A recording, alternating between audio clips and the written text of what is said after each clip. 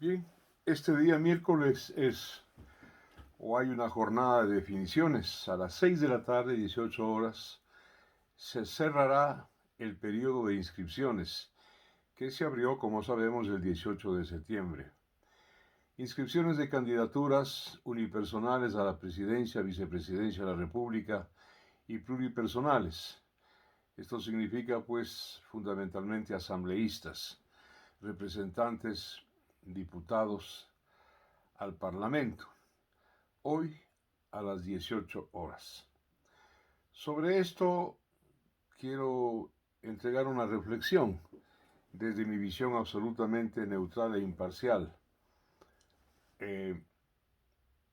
Me parece que es el último día para que el abogado Álvaro Noboa Pontón pues tome la decisión final, que va a ser siempre una gran sorpresa, si es que la toma, para inscribir o no su candidatura.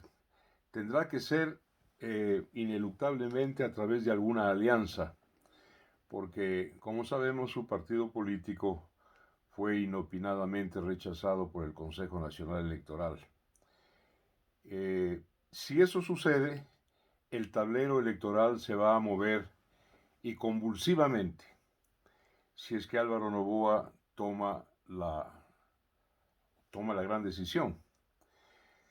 Pero bien, el tema central al que quiero referirme hoy día es a que hay candidaturas que, en mi opinión, y estoy juzgando las cosas desde un punto de vista lo más objetivo posible y lo más imparcial, hay candidaturas que al país no le convienen desde ningún punto de vista.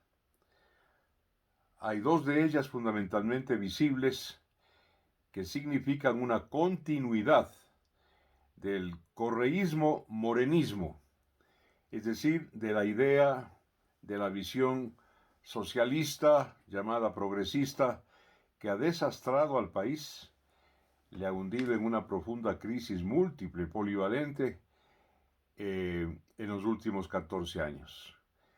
Mi opinión personal, siempre muy modesta, libro a ustedes su propia reflexión, es que hay dos candidaturas que no tienen viabilidad y ojalá que el pueblo ecuatoriano y el electorado tomen en cuenta. La una es la del señor Carlos Pérez Guartambel y la otra es la del señor Arauz. Los dos tienen una filiación filosófica, ideológica, política vinculada con el socialismo del siglo XXI o el socialismo de cualquier siglo. Y eso, como sabemos, ha fracasado en todo el planeta. Fracasó en el Asia, fracasó en Europa, ha fracasado de manera flagrante en Cuba, en Venezuela, en Nicaragua. A la Argentina le tiene sumida en una crisis tremenda de pobreza. Fracasó con Allende en Chile, de tal manera que no hay mucho más que decir. Eso al Ecuador no le conviene.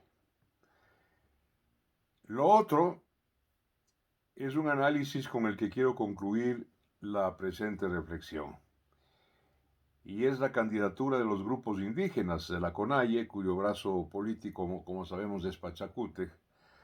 Allí hay precandidatos, está el señor Leonidas Issa, con una filiación, una adhesión abierta y declarada al comunismo. Es decir, si alguien no debería convenirle al país, es un señor como Leonidas Issa. Primero por lo que ha dicho y por lo que declara, no obstante que se toma fotos, ¿no?, frente al Capitolio en Washington, en los Estados Unidos de Norteamérica. Por sus convicciones y por sus broncas ni siquiera debería visitar el imperio, pero lo hace, para que vean ustedes las contradicciones y la falta de lógica y de sindéresis de esta gente. Por comunista el señor Issa, y adicionalmente porque pertenece a una visión aislacionista de la vida social. Los indígenas son esos. Lamentablemente han sido víctimas centuriales, seculares por siglos, de un aislamiento al que les condenó la visión de los europeos, de los colonizadores, de las clases medias, en definitiva, Pero ellos mismos, en respuesta, nunca han querido integrarse. La mayoría de ellos, digo, los indígenas puros, que son un 6% en el país, tienen una visión aislacionista. Son ellos, exclusivamente ellos y excluyentemente ellos.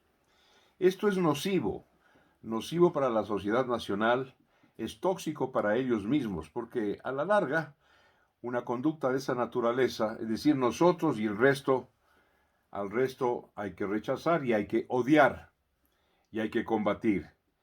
Eso va a terminar, insisto, a la postre con la situación clamorosa de los indígenas oriundos, originarios de América del Norte, Canadá y Estados Unidos, que han terminado en reservaciones, víctimas del alcoholismo y víctimas obviamente de un extrañamiento total de todo lo que es modernidad. Aquí hay un fenómeno antropológico que hay que entender y que nadie lo toca. Lo tocaron paradójicamente el señor Carlos Marx y el señor Federico Engels. Ellos, en estudios que hicieron sobre el fenómeno amerindio o el fenómeno de América, dijeron esto. Como lo dijeron, como fueron ellos los comunistas quienes lo dijeron, nadie dice absolutamente nada, nadie critica, nadie glosa. Dijeron que cuando llegaron los europeos al continente americano, 1492, se produjo un desencuentro, una desintonía, un desnivel tecnológico entre 6.000 y 8.000 años. Entre 6.000 y 8.000 años de desnivel tecnológico. En el gran tiempo de la historia, 6.000, 8.000 años son un parpadeo. Pero en tiempo como entendemos nosotros, en tiempo histórico, sí es un abismo temporal. Desnivel tecnológico. Nuestros amerindios no conocían todavía la rueda, no tenían una escritura, no tenían un alfabeto, no conocían, ¿no es cierto?, la notación numérica y la aritmética o las matemáticas. Mientras los europeos, pues sí. Marx y Engels explican eso. Si lo dijeran cualquiera de los otros pensadores, ya los habrían ahorcado o linchado, pero como dijeron los comunistas, mejor prefieren ahogarlo e ignorarlo. Dijeron que se debía a la ingesta de proteína animal que los europeos y en general los asiáticos, los euroasiáticos, habían consumido por siglos y por milenios, pues proteína animal, que eran pueblos de pastores con ganados o pueblos con riberas marítimas y con gran alimentación de origen marino. Cuestión de alimentación, estos son datos antropológicos, culturales, que debieran ser tratados con alguna franqueza, con alguna sinceridad.